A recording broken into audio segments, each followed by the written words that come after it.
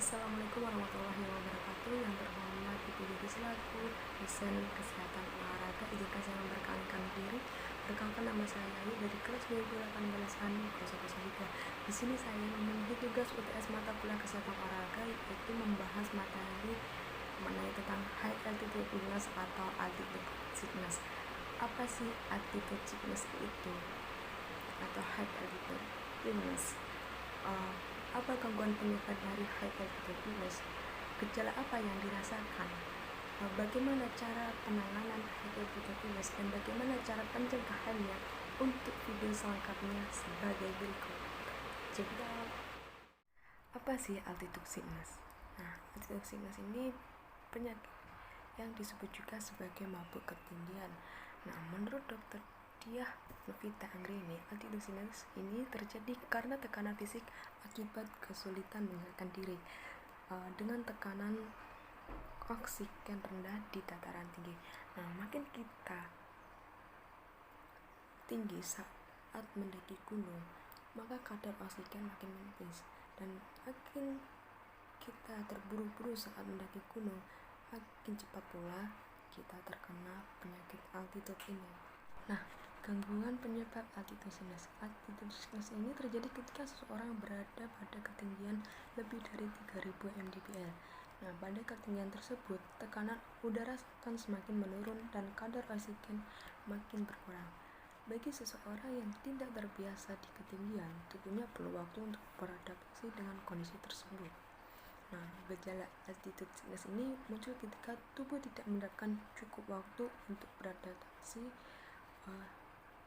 pada perubahan tekanan udara dan kadar oksigen di ketinggian. Beberapa kondisi yang dapat meningkatkan risiko seseorang mengalami altitude sickness, yaitu yang pertama, tinggal di dataran rendah. Yang kedua, pernah mengalami altitude sickness sebelumnya.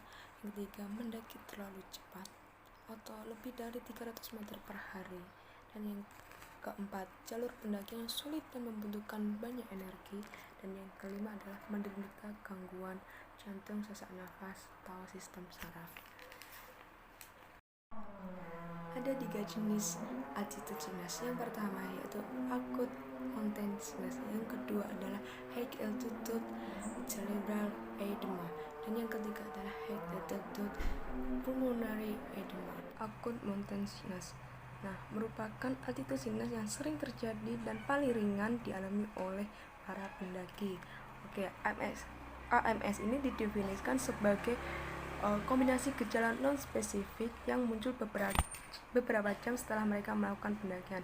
Keluhan yang mereka rasakan adalah sakit kepala, pusing, gejala mereka kurang tidur, mengalami gangguan tidur, dan sebagainya.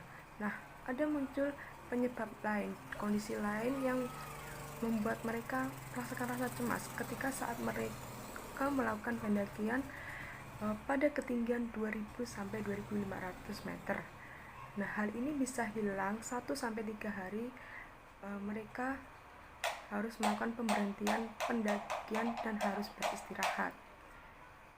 Dan juga penyakit ini dapat membuat mereka menjadi demam dan bisa memberikan kurang gangguan kesadaran mereka dan mengakibatkan mereka koma.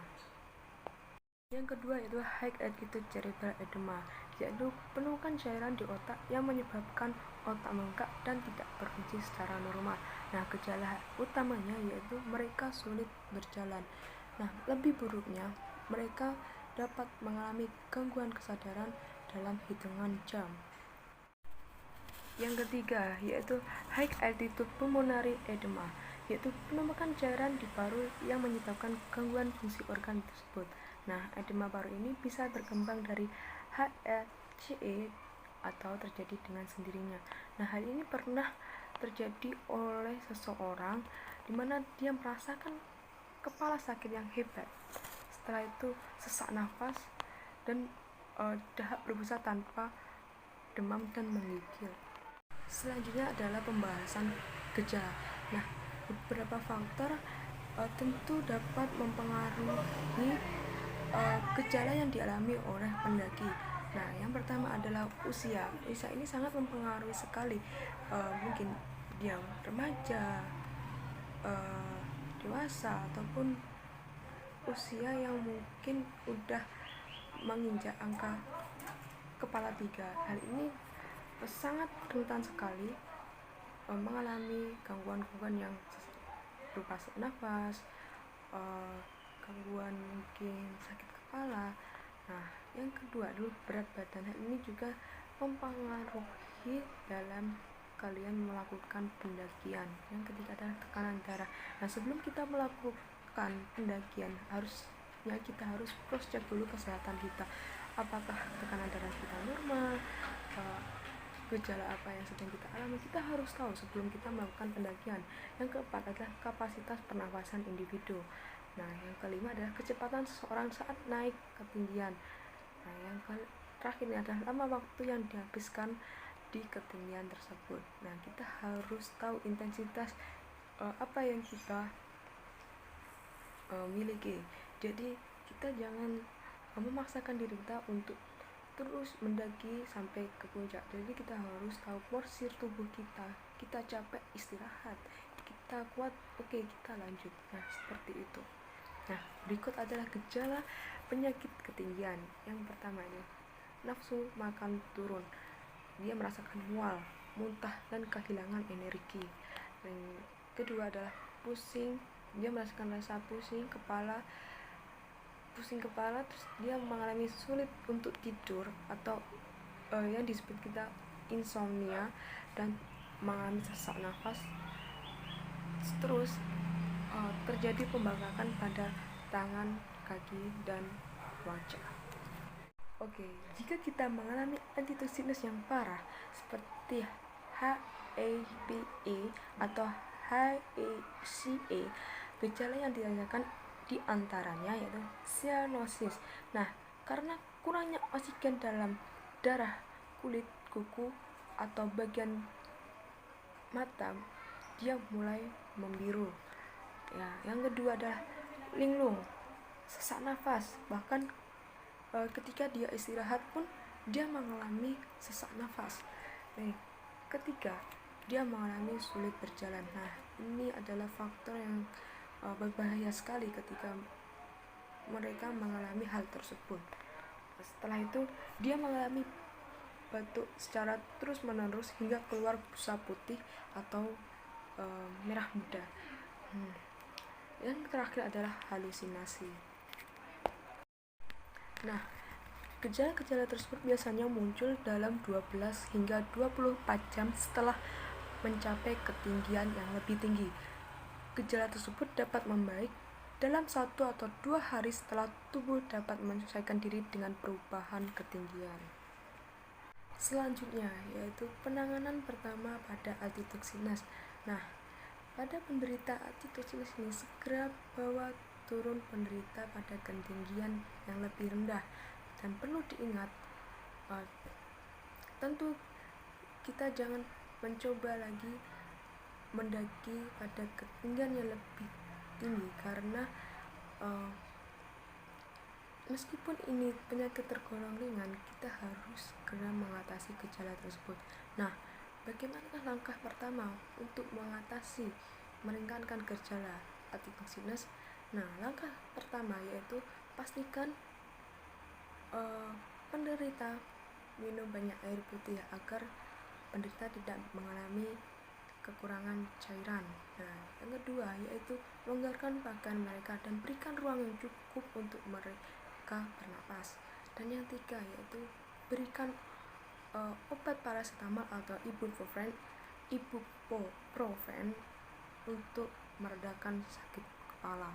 Dan jangan berikan mereka alkohol atau minuman keras agar mereka tidak mengalami gangguan penyakit komplikasi lain.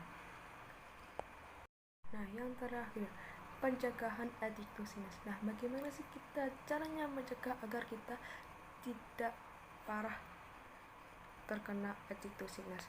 Nah, jika kita ingin mendaki gunung atau bepergian di dataran tinggi, sebisa mungkin kita ketahui dulu ketinggian daerah yang akan kita kunjungi nanti. Nah, cari tahu juga apa gejala altitude sickness yang bisa terjadi beserta pertolongan yang akan kita berikan nanti. Bila kita menyadari gejala awal dan gejala tidak hilang setelah 24 jam, segera turun ke ketinggian yang lebih rendah agar kita mengalami gejala tidak bertambah parah. Nah, cara terbaik untuk mengatasi altitude sickness yaitu dengan aklimatasi. Nah, apa itu aklimatasi? Yaitu memberikan waktu bagi tubuh kita untuk beradaptasi dengan kondisi di ketinggian. Nah, caranya sebagai berikut. Yang pertama, lakukan pendakian secara bertahap. Nah, tidak lebih dari 300 meter per hari. Yang kedua, istirahat 1-2 hari tiap kita mendaki dengan jarak 600 meter. Lakukan istirahat secara berkala jika mendaki gunung dengan ketinggian lebih dari 2400 mdpl. Nah, yang ketiga yaitu lakukan latihan secara cukup sebelum kita melakukan pendakian gunung. Nah, pastikan kita sudah berlatih untuk menuruni gunung dengan secara cepat. Selanjutnya, hal ini sangat penting sekali untuk perlu kita lakukan, yaitu banyak minum air putih untuk mencegah dehidrasi dan makan makanan dengan kandungan karbohidrat yang tinggi. Yang terakhir, lakukan pemeriksaan kesehatan ke dokter sebelum melakukan pendakian gunung. Hal ini penting sekali untuk kita cek kesehatan kita sebelum kita melakukan pendakian. Baik, itu tadi merupakan pembahasan dari altitude sickness. Nah, jika ada kurangnya saya mohon maaf. Sekian dan terima kasih. Wassalamualaikum warahmatullahi wabarakatuh.